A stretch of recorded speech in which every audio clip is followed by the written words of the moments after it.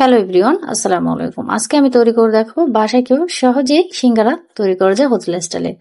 আশা করি ভালো লাগবে। চলুন দেখে না যাক কি কি লাগছে রেসিপি তৈরি করতে।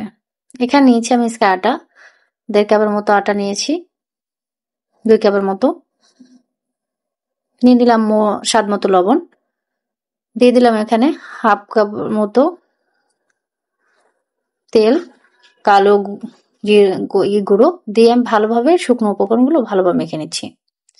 এখন নর্মাল পানি নিয়ে আমি এটা শক্ত একটা ডো করে নেব। অল্প অল্প পানি দিতে হবে আর শক্ত ডো করে নিতে হবে।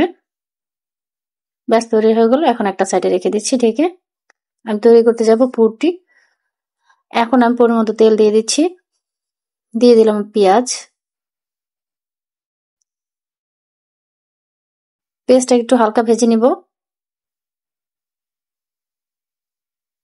এখন দিয়ে দেবো এখানে হাফ চামচের মতো মরিচের গুঁড়ো, দিলাম 1 চামচের মতো,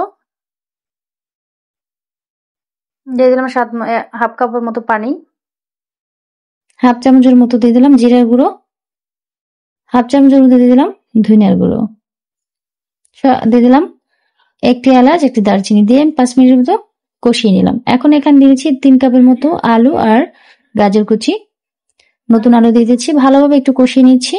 কষিয়ে আমি 1 কাপের মতো পানি দিয়ে দিলাম। ঢাকনার সাহায্যে ঢেকে দিচ্ছি। ফিরে আসছি সেদ্ধ হওয়ার পরে। সেদ্ধ হয়ে গেছে, দেখুন হয়ে গেছে কিন্তু। এখন আমি ধনিয়া পাতা দিয়ে নামিয়ে নিচ্ছি, চুলাটা বন্ধ করে দিচ্ছি, সাইডে রেখে দিচ্ছি। এখানে আমি লিচিগুলো কেটে নিচ্ছি, সবগুলোকে এক এক করে সমান সাইজের করে নিচ্ছি। করে আমি এখন একটা নিয়ে আমি তৈরি করে দেখাচ্ছি। ভালোভাবে একটু বেলে নিচ্ছি, দেখুন, আশা করি দেখে বুঝতে পারবেন। এখন আমি মাছ বরাবর কেটে নিব। একটা দিয়ে দেখিয়ে দিচ্ছি, কত সহজ তাই না? এখন আমি আলুর পুরটা দিয়ে দিচ্ছি। এভাবে আমরা মাংসর পুরটা দিয়ে তৈরি করতে হবে। ব্যাস তৈরি হয়ে গেল আমার সিঙ্গারা। এবার বাসায় তৈরি করে খাবেন। আমি এগুলোকে নর্মাল তেলে ভেজে দেখাচ্ছি।